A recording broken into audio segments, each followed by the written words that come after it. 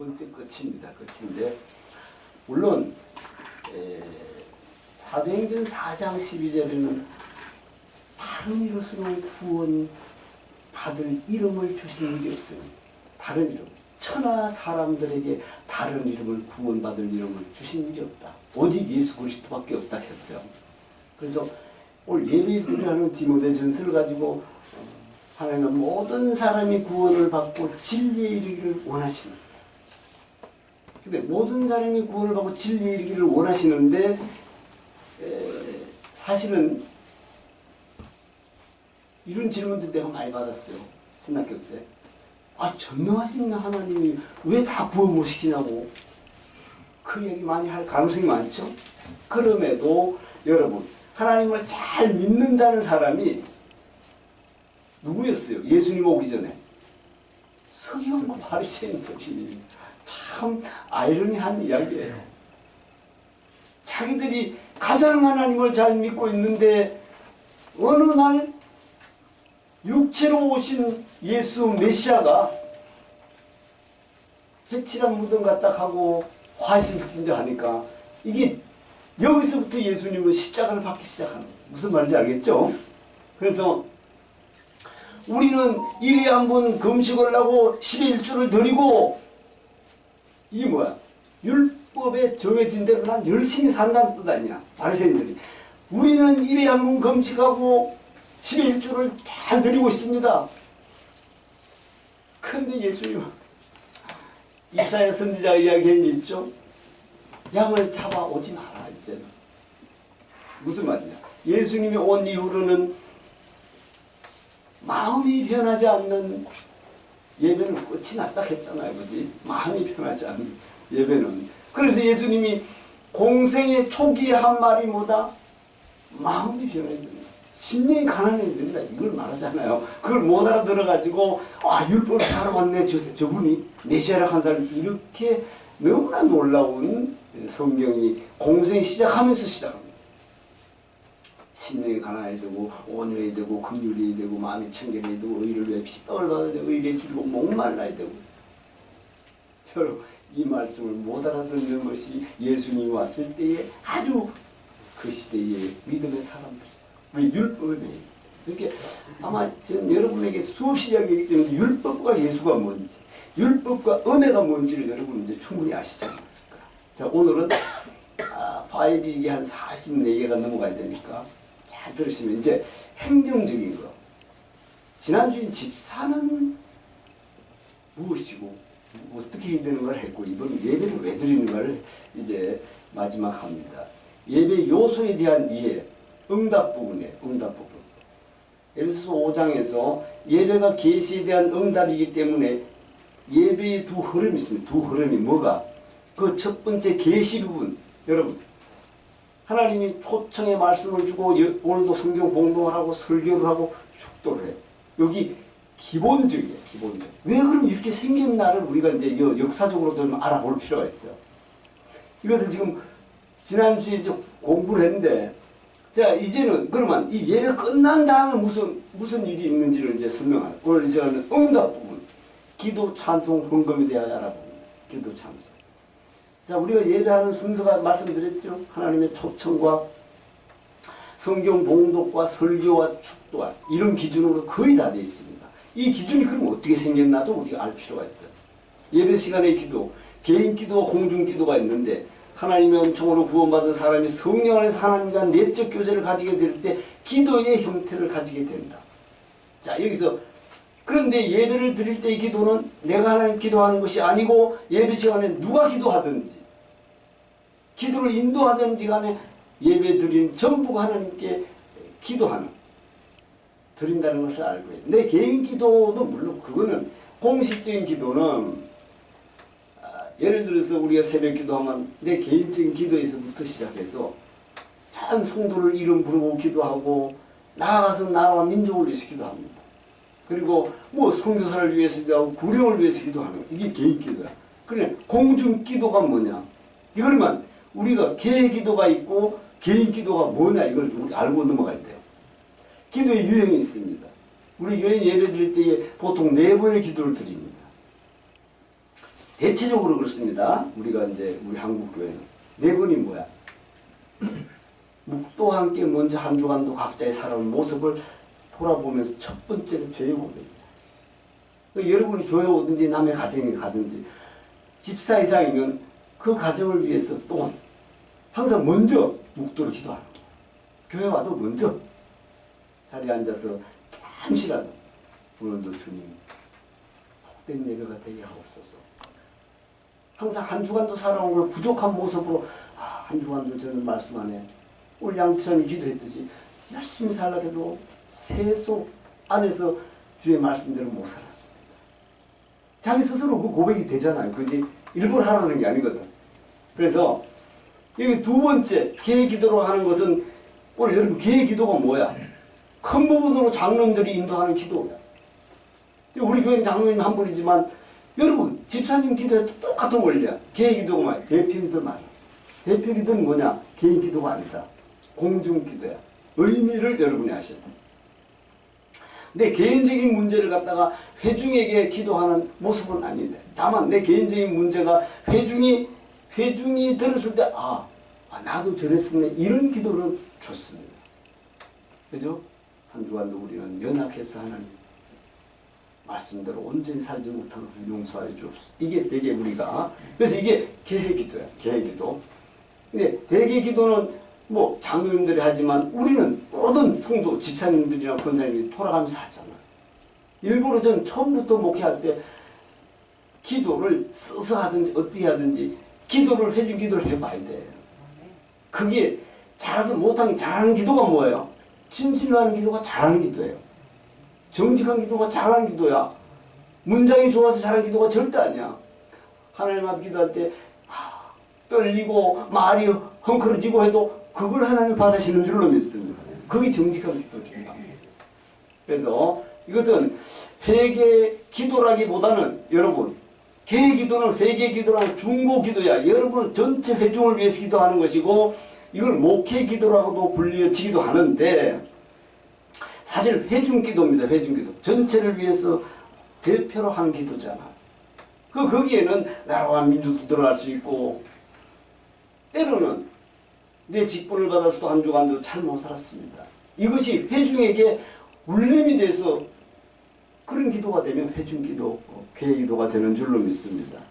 그래서 세 번째는 설교 후에 기도가 있습니다. 설교 후에 말씀을 가지고 회중이 결단하는 시간이야. 설교 끝나고 나서 오늘 설교를 들어서 내가 몰랐던 걸 기억하고 어떻게 살아야지 주님의 말씀 안에 결단하는 내용인데 네 번째는 예물 드린 후에 봉헌기도 복을 비는 내용은 봉헌기도를 하잖아요.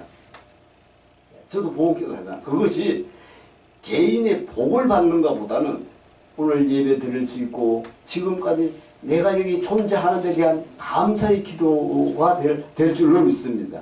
그 안에 모든 것이 포함되어 있는 거예요. 물질을 드림으로 이 물질의 복을 이거보다 오늘 내가 물질을 드릴 수 있고 예배 드릴 수 있음에 감사하는 그런 기도가 될 줄로 믿습니다. 그런 중심이에요. 의미로. 기도의 종류에는 우리는 보통 자유기도 우리가 선교사들이 와서 기도를 여러분 회중 개기도에다가 막 개기도 막 하면 안 되잖아. 내 기도는 내가 하나님과 1대1로 있을 때 많이 하는 거야. 대체적으로 새벽 기도나 이때 사실 하루도 안 빠지고 교회를 위해서 기도하는 박서희 권사님은 새벽 기도. 그래서 저는 새벽 기도 때도 보면 여러분 거창한 기도가 아니야. 먼저는 제가 부족합니다. 제가 남을 위해서 기도할 수 있는 그런 자세가 될 수 있는 은혜를 주옵소서. 이게 첫 번째 기도예요. 항상 무릎 꿇고 할 때마다. 그래서 그래서 선교사들이 와서 이 선교사 저 선교사들이 기도는 이렇게 막 약간 자유성이 있게 우리한테 선교사들이 와서 가르쳐 줬어요. 그리고 뭐 주기도문 같은 걸 읽으면서 성문 기도를 같이. 대체적으로 이것은 뭐다? 가톨릭의 영향을 많이 받았다. 그런 전통을 가지고 있는데 자유기도라도 교회적에 교회의 기준에 의해서 우리가 기도하는 조금 전에 개인 기도가 뭐고 개인 기도가 뭐다. 공중 기도가 따로 있는 거예요. 그 점을 여러분 좀 아시고 그러나 기도를 하는 사람은 충분한 내용을 간결하고 아름다운 문장으로 간결하게 기도하기 위해서 예배를 드리기 전날이나 새벽 기도한 후에 집으로 돌아가서 메모를 해도 좋습니다. 해준 기도는 개인 기도는 그렇습니다. 근데 물론 장로님이라고 막 기도 뭐 잘하고 그거보다 장로님이라도 진실한 기도가 하나님은 반드시 받은 줄로 믿습니다. 근데 아니 단어가 서툴러도 괜찮아요. 진실한 기도를 주님이 원하시니까. 그래서 초기 때는 대표기도 나오면은 떨려요. 그게 진실한 모습이야. 근데 하나님 앞에 서 보는 거예요. 그래서 우리가 잘 못하고 뜨듬뜨듬해도 지금 돌아가면서 기도를 다 한번 해보도록 했잖아요. 그 점을 대단히 중요합니다.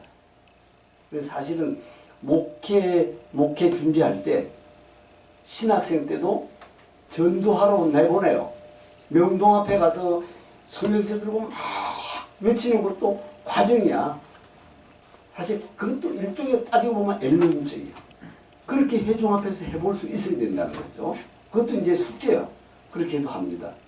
지금은 코로나 시대이기 때문에 어디 가서 못하지만은 벌써 한 30년, 20년, 30년 전에 수없이 했죠. 어디에 가든지 길거리에서도 하고 그 점을 이제 우리가 좀 이해를 하면서 하나님을 기리는 찬송이 있습니다. 왜 우리는 찬송을 불러야 또 어떻게 찬송을 부여야 하는지 교육을 받지 못했습니다. 찬송은 유대교로부터 여러분 물려받았어. 구원받은 사람들이 구원하여 주신 은총을 기리는 예식. 하나님, 내가 하나님을 알게 하고 예수님을 만나게 한 걸 감사합니다. 이걸 어떻게 표현하는 모습을 이제 감격과 감사의 표현이어야 합니다.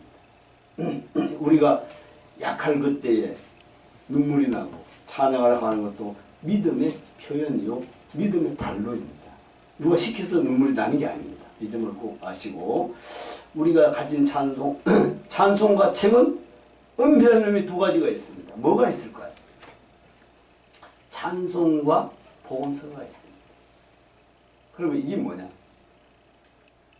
자, 쉽게 구분할 수 있는 것은 무엇이 있는 것은 찬송이고 없는 것은 복음성가라고 보면 됩니다. 뭘까 들어갈까 여기에? 찬송하는 찬송이 끝나고 나면 뭐가 있을까요? 아멘. 그게 답이야. 여러분 여기에서 복음성가는 아멘, 찬송가의 복음성, 찬송가의 아멘이 거의 다 들어갔어요. 근데 복음성가에는 뭐 어쩌다 있지만 없습니다. 그럼에도 예배에 공식 예배에는 찬송가만 하지 복음성가는 예배 들어가기 물론 또 예배를 들어가기에는 사전에 복음성을 한다 이것도 찬송을 하고 있는 복음성을 하고 있는 상태도 예배입니다. 그 점은 여러분이 아시고 그래서 복음성가와 찬송가는 뭐냐? 찬송가는 세계가 공히 인정한 것을 말하고 복음성가는 그 나라의 민족에 따라 하나님을 참 기리며 찬송하되 가난한 심령이 되게 하는 그리고 예배의 말씀을 받게 하는 우리는 예배 순서에 찬송이 4번 있습니다. 다만 그 성격이 다 다른 것을 알고 불러야 돼. 왜 이런 성격이 있을까? 첫 번째 부르는 것은 이사야 6장 2절로 4절을 보면 이야기가 하나님 나라를 체험했을 때 이사야가 어떻게 체험해요? 우시아가 죽던 그 해에 주께서 보좌에 앉으셨는데 여러분 보좌에 앉으셨는데 그 보좌에서 옷자락이 성전을 가득 채우고 천사 서랍 6이 둘은 보좌를 가리고 또 여호와의 발을 가리고 둘은 날개짓을 하면서 하나님을 찬송하더라. 이거 이사야가 본 환상이야. 그래 그들이 거룩하다 거룩하다 거룩하다 만군의 여호와여 이러면서 천사가 그 서랍이 천사예요. 그 보좌에 앉은 주님을 찬양한 모습을 이사야가 기록해 놓은 거죠. 그것을 이사야는 이제 눈으로 목도하고 나서 화로다. 나는 죄인 것을 고백해요. 화로다. 그리고 베드로가 물고기가 두 배에 가득 찼을 때에 주여 나를 떠나소서 했어 안 했어? 근데 예수님이 너는 죄인들에게 해서 그런 거야? 그냥 그런 거야? 그래. 그게 이제 인간으로서는 안 되는 일들이 주의 말씀으로 되는구나. 말씀에 의지하여 내리니까 그렇게 되더라. 그러니까 인간은 그 말씀을 받으면 내가 죄인인 것을 깨닫게 될 줄로 믿습니다. 두 번째, 교회 찬송이라고 말하기도 하지만 그 내용을 죄를 용서받은 사람들이 감격해 하는 영광을 돌리는 것입니다. 교회 찬송. 그렇게 처음에 우리가 예배할 때 찬송을 부르잖아요. 그거 이제 영광을 돌리는 거예요. 세 번째, 설교 후에 부르는 찬송이 있는데 그것은 우리가 예물 드리면서 우리가 주로 하잖아요. 하나님 앞에 결단하는 내용의 찬송입니다. 결단.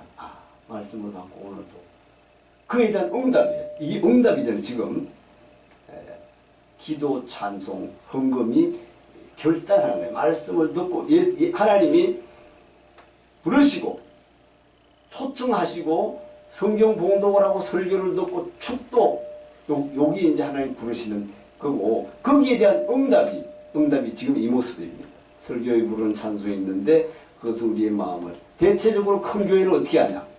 성가대에 찬양을 하면서 예물을 올립니다. 그런데 우리는 성가대가 없으니까 우리가 찬양하면서 예물을 드리는 그 차이밖에 없습니다. 사실 설교의 기도나 찬송의 헌금은 모두 하나님의 말씀에 대한 응답입니다. 아멘? 응답이고 마지막 축도 전에 송영, 예배를 마치면서 하나님께 영광을 돌린다는 뜻의 송영이라고 합니다. 영광을 돌리는 찬양, 이 뜻이에요. 그래서 우리 교회는 성가대가 세워지지 않았으나 우리는 찬양하면서 드리는 것이 똑같은 원리입니다.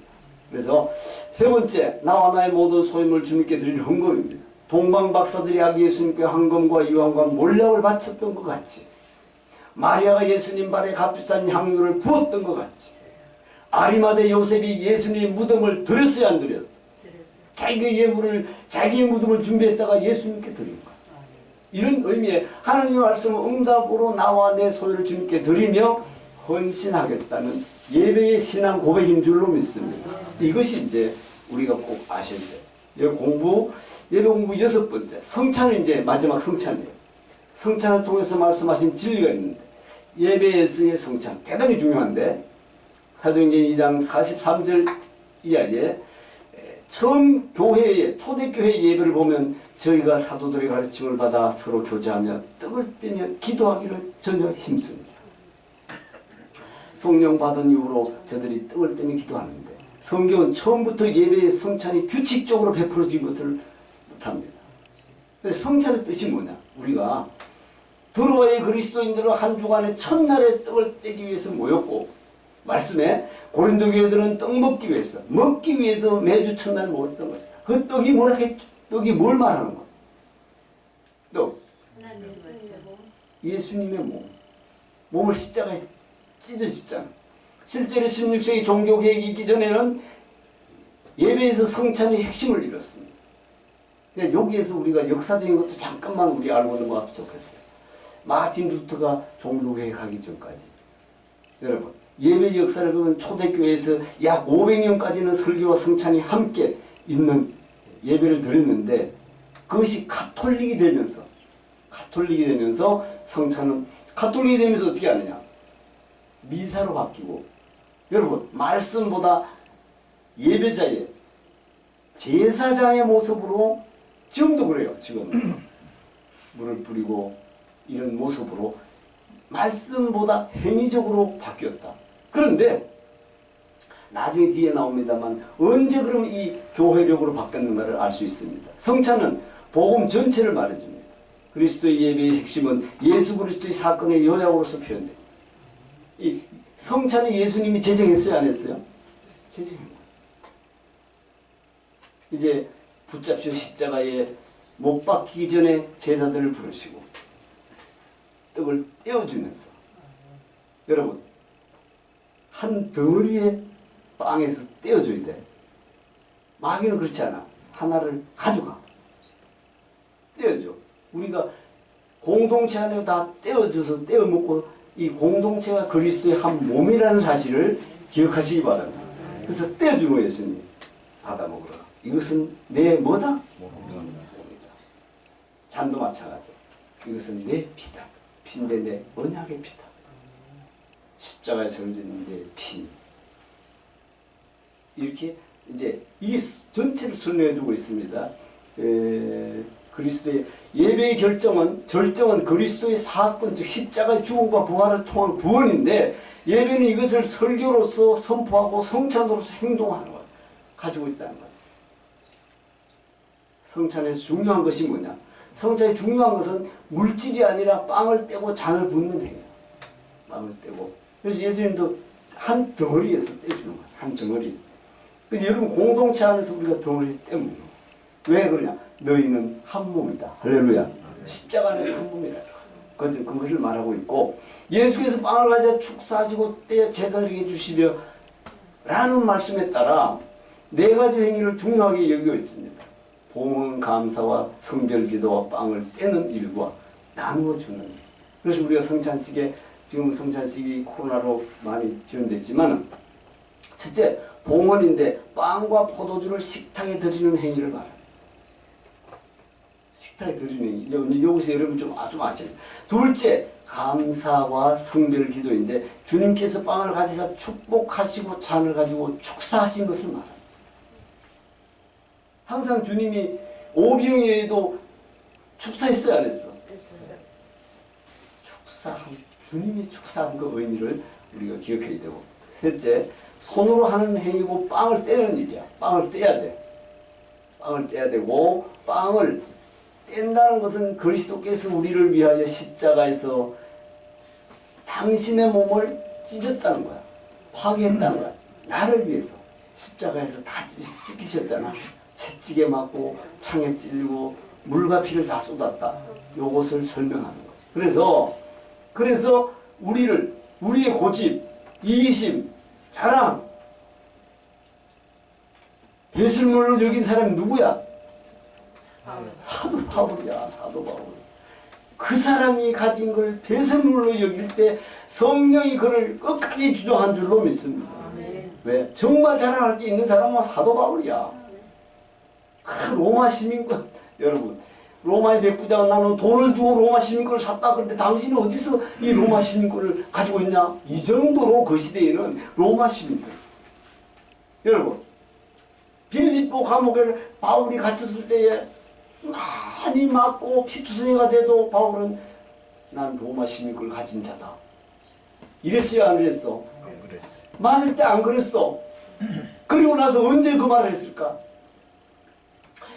막 맞아가지고 결박이 차해가지고 나중에 여러분 로마 빌립보 교회가 지진으로 다 옥중에 착고가 풀리고 나서 어떻게 백부장이 윗사람이 위에 상전이 여러분을 저 옥문까지 저 밖에 모시다 드리라고 합니다.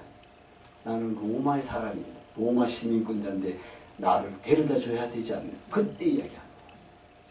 그러니까 위에 상관이 막 달려서 아이고 로마 시민권자 우리가 해고하니까 이게 문제가 생기니까 극진히 끝까지 받아줍니다.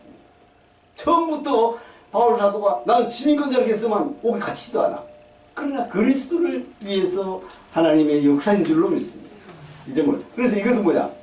내 고집, 이기심, 자랑 등이 여러분 십자가에서 다시 말해서 십자가에서 찢어지고 파괴되고 우리 자신이 그것을 거듭나는 삶이라고 한다. 할렐루야. 그것까지만 아시면 되겠어요. 왜냐? 네 번째 빵과 잔을 나누는 일입니다. 이것은 다락방 예식의 완성이야. 마가의 다락방이. 구약의 희생제사에서 그 의미를 찾을 수 있는데 희생제사는 하나님이 정하신 것이고 하나님께 나가는 수단이야. 하나님께 희생제사를 드리기 위해서 양을 잡아야만이 제사장한테 나가라. 제사장이 제사함의 권세를 갖고 있는 거야. 제사장한테 가야지 돼요. 제사장한테 가야지 제사함이 풀려져.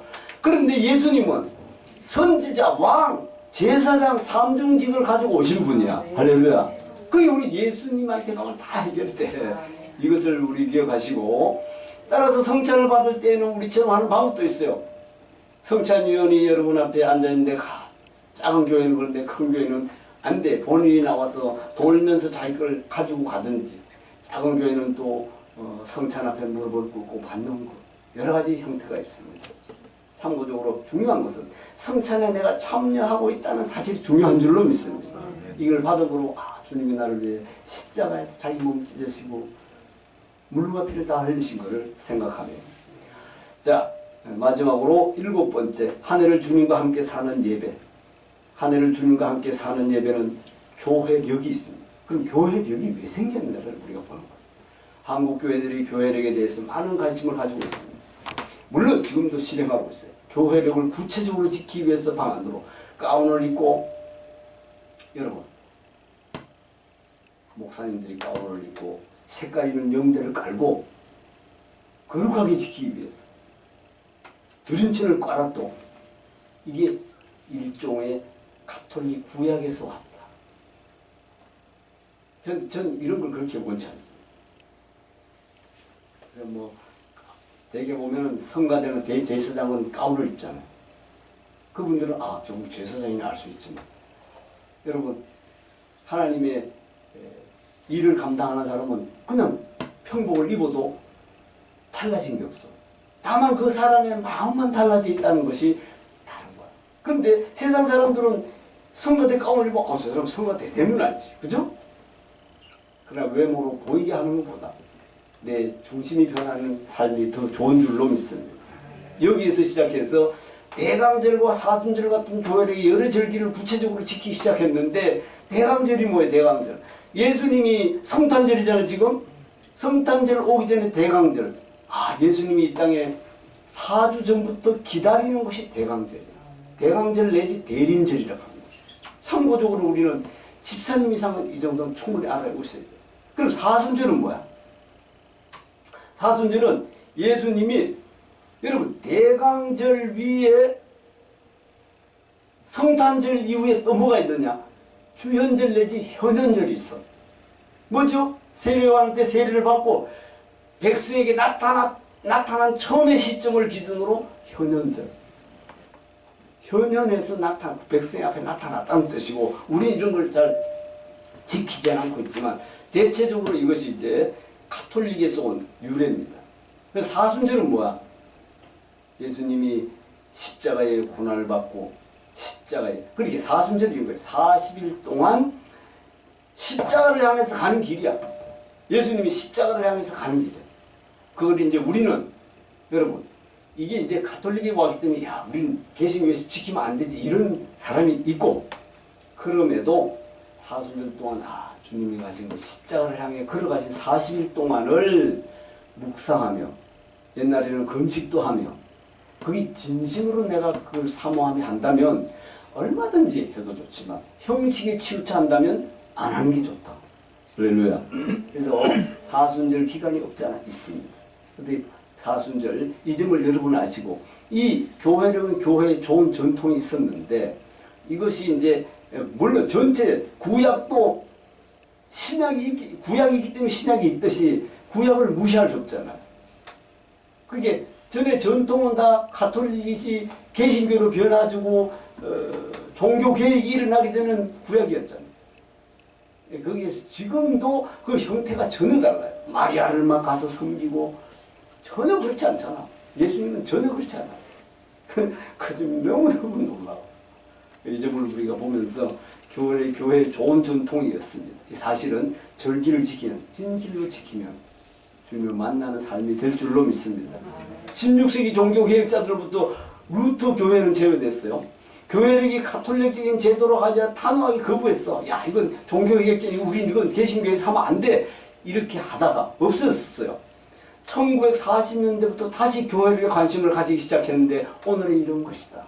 지금 현재 교회 형태가 지금 이때부터 시작했어요. 교회력은 한 해 동안 그리스도와 함께 살게 한 중요한 계획이다. 교회력은 왜? 첫 번째 교회력의 시작, 그거 의미를 한번 한다. 하나님은 유대인의 절기인 유월절, 오순절, 장막절을 이게 구약의 장막절 지키는 거야. 그런데 교회력도 하나님의 구원의 역사를 깨닫고 감사하며 주님과 함께 살 수 있도록 하는 것이다. 어떻게 하면 믿음을 잘 지켜나갈 수 있을까를 이걸 설명하고 있는데, 그런데 교회력이 미국으로 가면서 추수감사절, 어버이주일, 어린이주일이 등이 포함되기 시작했고, 한국에 오면서 송구영신 예배, 3.1절, 광복절까지 포함돼서 예배가 시작되는 경우가 많았다. 참고적으로 하시고, 구체적인 교회력은 성탄절, 부활절, 성령감절이라는 이 세 절기를 여러분 골격으로 오늘날 우리 한국교회가, 우리 교회도 이 기준을 지키고 있습니다. 성탄절, 다음 25일이 성탄절이죠. 성탄에서 부활절까지. 부활절 가운데 뭐가 있어요? 사순절이 있지만 큰 부분으로는 성탄절, 부활절, 성령감절. 대단히 중요한 큰. 근데 미국에서는 부활절이 어마어마하죠? 각 나라마다 지키는 게 다릅니다. 성탄절보다 미국은 부활절이 더 크게 해요.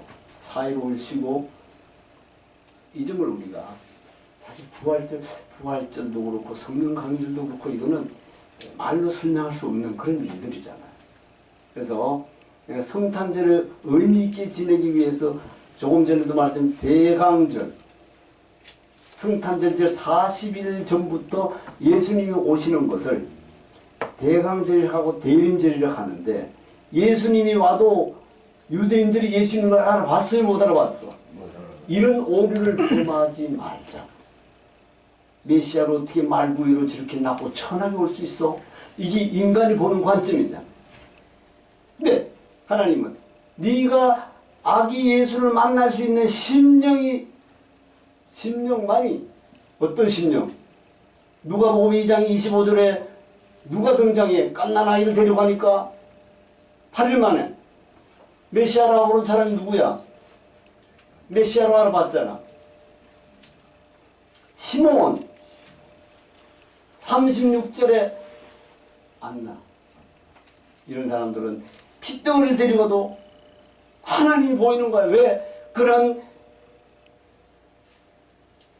7년 동안 살다가 84년 동안 과부로 살면서 성전을 떠나지 않고 기도한 선지자였더라. 할렐루야.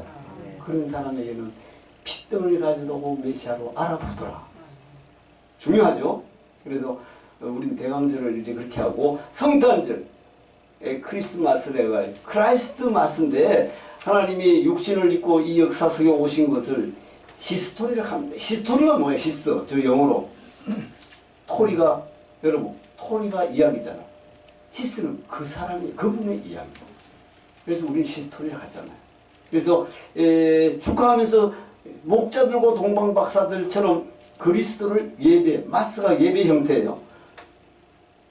그리스도를 예배하게 한 후에 나중에 현현절 말씀드렸지? 주현절이라고 하고 현현절이라고 하는데, 이것은 캐톨릭 쪽으로 많이 섬겨요. 뭐 어떻게? 아기 예수로 왔지만 공생에 처음 시작해서 등장할 때 세례원에 요단강에서 세례받고 이제 백성 앞에 나타났어요? 안 나타났어? 이것이 현현절이요. 주현절이다.